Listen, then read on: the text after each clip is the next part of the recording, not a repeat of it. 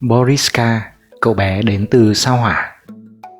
Chắc chắn các bạn yêu thích khám phá những điều bí ẩn hẳn đã nghe đến cậu bé sao Hỏa hoặc những dụ ngôn của cậu bé về tương lai. Những câu chuyện miêu tả về thế giới trên sao Hỏa của cậu bé được cho là có tiền kiếp là người sao Hỏa, cậu bé Boriska. Tuy nhiên, những thông tin về cậu bé này trước đây không hề có nhiều, chỉ thỉnh thoảng cậu mới xuất hiện và đưa ra những dụ ngôn công khai về tương lai hoặc về đại họa có thể sắp tới. Video này sẽ trình bày một cách đầy đủ nhất về tuổi thơ và quãng thời gian khi còn nhỏ của cậu bé Boriska. Mời các bạn cùng đón xem.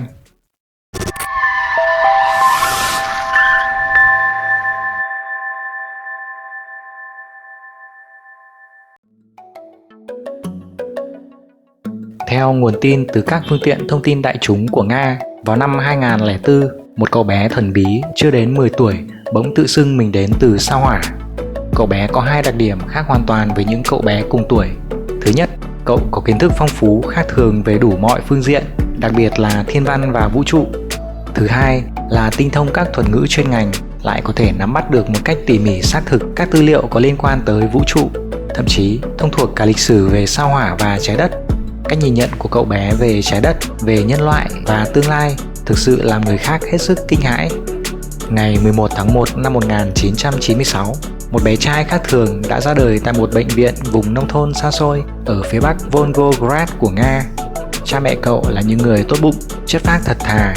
Mẹ cậu tên là Nadezhda, là bác sĩ trong một bệnh viện công, còn cha cậu là một sĩ quan quân đội. Bà Nadezhda hạ sinh cậu bé vào một buổi sáng đẹp trời. Tất cả diễn ra một cách nhanh chóng và tôi không cảm thấy đau đớn gì cả. Khi các nữ hộ sinh cho tôi xem đứa bé, nó nhìn tôi với ánh mắt của một người lớn. Là bác sĩ khoa nhi, tôi biết rằng trẻ sơ sinh không thể tập trung ánh mắt nhìn như thế. Nhưng đứa con của tôi nhìn tôi với cặp mắt nâu mở to. Ngoài điều đó ra, nó là một đứa trẻ bình thường như bao đứa trẻ khác, bà nhớ lại. Khi hai mẹ con từ bệnh viện phụ sản trở về, bà bắt đầu chú ý đến những điều kỳ lạ ở cậu con.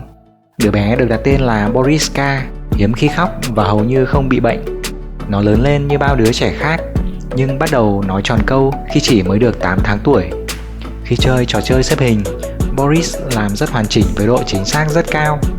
Tôi có một cảm giác kỳ lạ là chúng tôi như những người khách lạ với nó, trong khi nó đang cố gắng hình thành mối quan hệ tiếp xúc với mọi người, bà mẹ nói.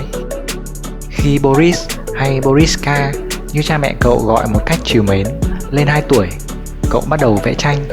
Đầu tiên là những bức vẽ trừu tượng, trộn lẫn giữa màu xanh và màu tím. Xem xét các bức vẽ này, một số nhà tâm lý nói rằng cậu bé có thể đang tìm cách vẽ hào quang của những người mà cậu thấy xung quanh.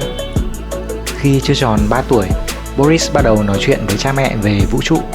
Mẹ cậu nhớ lại, đôi lúc tôi thấy thằng bé ngồi xếp bằng đả tọa, còn hùng hồn kể về thế giới đều là những điều vượt quá sức tưởng tượng của chúng tôi.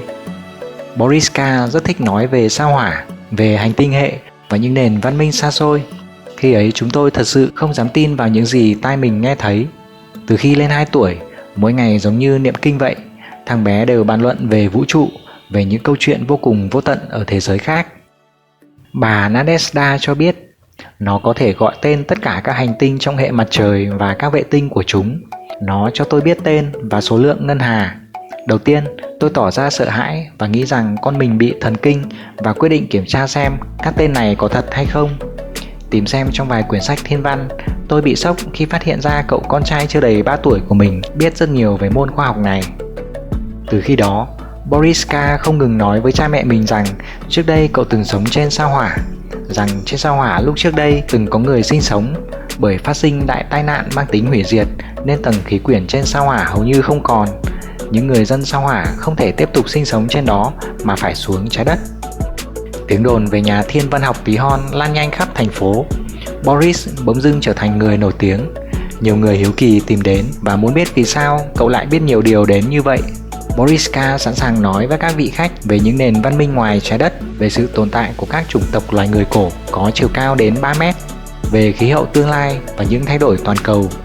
Mọi người lắng nghe cậu bé nói với sự thích thú, nhưng phần đông không tin tưởng mấy vào những câu chuyện này. Cha mẹ Boriska quyết định làm lễ rửa tội cho con trai của mình. Qua những diễn biến trên, họ nghĩ rằng có một cái gì đó không ổn nơi Boriska. Sau đó, Boriska bắt đầu nói với mọi người về tội lỗi của họ. Cậu nói với một chàng trai gặp trên đường rằng anh ta nên từ bỏ ma túy. nói với một ông chồng không nên lừa dối vợ. Những lời tiên tri này thường cảnh báo mọi người về các rắc rối và tai họa sắp đến. Nadezhda để ý rằng con trai của bà từng cảm thấy khó chịu về một thảm họa nghiêm trọng sắp đến. Khi chiếc tàu ngầm Kursk sắp chìm, Boriska tỏ vẻ rất đau đớn. Nó cũng cảm thấy đau khổ trong cuộc khủng hoảng con tin ở Beslan và không chịu đi học trong những ngày diễn ra tấn thảm kịch này. Bà nhớ lại. Khi được hỏi cảm giác về những ngày xảy ra thảm kịch ở Beslan, Boriska cho biết cậu như bị đốt nóng từ bên trong. Giống như có một ngọn lửa đang cháy ở bên trong tôi. Tôi biết rằng câu chuyện ở Beslan sẽ có một kết cục khủng khiếp. Boriska hoàn toàn lạc quan về tương lai của nước Nga. Tình hình trong nước dần được cải thiện. Tuy nhiên, hành tinh trái đất sẽ trải qua 2 năm nguy hiểm là năm 2019 và năm 2013. Những thảm họa này có liên quan đến nước. Cậu bé đã tiên đoán như vậy từ những năm 2006. Gần đây, Boriska đã khiến các nhà khoa học Nga quan tâm.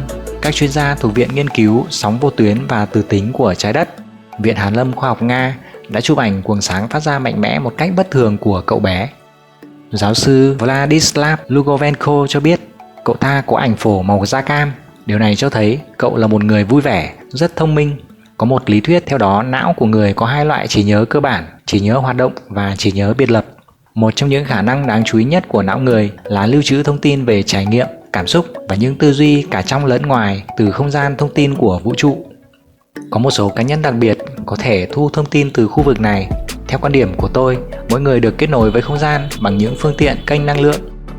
Theo Lugovenko, người ta có thể đo được năng lực ngoại cảm của con người với sự giúp đỡ của các thiết bị đặc biệt. Các nhà khoa học hiện đại trên khắp thế giới đã thực hiện các công trình nghiên cứu trong nỗ lực giải mã bí ẩn của những đứa trẻ phi thường. Boriska là một trong những đứa trẻ phi thường đó. Dường như chúng có một sứ mệnh quan trọng nhằm thay đổi hành tinh của chúng ta. Một số có chuỗi xoắn ốc ADN rất tốt giúp chúng có hệ miễn dịch mạnh một cách đáng kinh ngạc, có thể đánh bại cả bệnh AIDS. Tôi đã gặp những đứa trẻ như vậy ở Trung Quốc, Ấn Độ, vân vân. Tôi chắc rằng chúng sẽ thay đổi tương lai của nền văn minh chúng ta, ông nói. Trong khi các cơ quan không gian hàng đầu thế giới đang cố gắng tìm kiếm dấu vết sự sống trên sao Hỏa, cậu bé Boriska, 9 tuổi, đã kể với cha mẹ và bạn bè của cậu mọi thứ về nền văn minh đó. Một nhà báo Nga lúc đó đã trò chuyện với Boriska về kiến thức và trải nghiệm đặc biệt của cậu tại thời điểm cậu lên 10 tuổi. Sau đây là một đoạn trao đổi rất ấn tượng trong buổi trò chuyện đó. Xin chào Boriska, cậu thực sự đã từng sống trên sao Hỏa như mọi người đồn đại? Vâng, đó là sự thực. Tôi còn nhớ thời điểm khi tôi đã 14 hay 15 tuổi. Những người sao Hỏa lúc đó đang tiến hành chiến tranh, cho nên tôi phải tham gia các cuộc đột kích từ trên không cùng các bạn tôi. Chúng tôi có thể du hành trong không gian bằng cách bay trong con tàu hình tròn. Tuy nhiên, chúng tôi quan sát cuộc sống trên trái đất từ con tàu hình tam giác. Tàu không gian của người sao Hỏa rất phức tạp. Chúng có nhiều lớp và có thể bay khắp nơi trong vũ trụ. Hiện nay có sự sống trên sao Hỏa không? Có, nhưng nhiều năm qua hành tinh đã mất đi khí quyển vì thảm họa toàn cầu. Tuy nhiên, người sao Hỏa vẫn sống dưới mặt đất. Họ thở bằng khí carbonic. Những người sao Hỏa trông thế nào? Họ rất cao, cao hơn 7 mét. Họ sở hữu những năng lực lạ thường. Bà Nadezhda Kiprianovich cho biết, khi chúng tôi đưa cậu bé ra trước nhiều nhà khoa học, bao gồm cả các chuyên gia UFO, thiên văn, sử học, họ đồng ý rằng cậu bé không thể bịa ra những câu chuyện như vậy. Những thuật ngữ khoa học và ngoại ngữ mà Boriska nói thường được các chuyên gia nghiên cứu lĩnh vực này sử dụng. Các bác sĩ về y học cổ truyền thừa nhận năng lực phi thường của cậu bé, mặc dù họ không tin cậu từng sống trên sao Hỏa từ kiếp trước. Nhà vật lý học, thiên văn học nổi tiếng Stephen Hawking từng chia sẻ với các phương tiện thông tin chính thức của anh rằng cho dù cậu bé hỏa tinh Boriska có thực sự tới từ sao Hỏa hay không, thì những kiến thức về vũ trụ và thiên văn của cậu thực sự vượt quá sự tưởng tượng của tôi. Tôi tin rằng tất cả những nhà khoa học nổi tiếng trên toàn thế giới mới có thể có được những kiến thức như vậy. Chúng ta không thể coi thường những kiến thức bàn luận về vũ trụ và những dự ngôn về thế giới tương lai mà cậu bé đã đưa ra.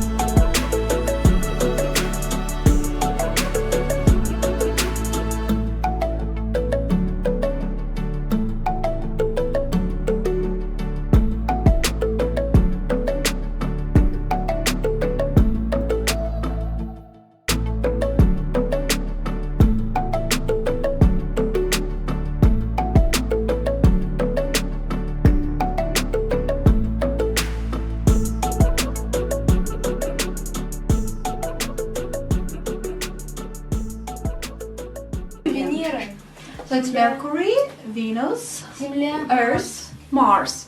So there was some point, some spot on the Jupiter of different color. He doesn't remember the color, but remember there was a spot. A spot on Jupiter. Yeah. And you saw these planets how? How did you see them? Ask him. А как ты видел эти планеты? Тебя спрашивают. Ну, в пространстве. Kind of a space. Я плохо рисую, поэтому я точно не могу нарисовать. Is that the sun in the middle? А вот в серединке это Солнце? Ну да. Yeah. Okay. And you see these planets from a spaceship or from the planet, or how did you see them? А ты видела их как бы из корабля или Ну с да, планеты? с корабля. From the spaceship. From a С Марса не spaceship. увидишь. You cannot see them from Mars really. I see. And did you see them before you were born? А ты видела их до своего рождения? На Земле? You mean the being born on the Earth? Or another planet? Не обязательно до своего рождения или на другой какой-то планете. Не, ну вообще, когда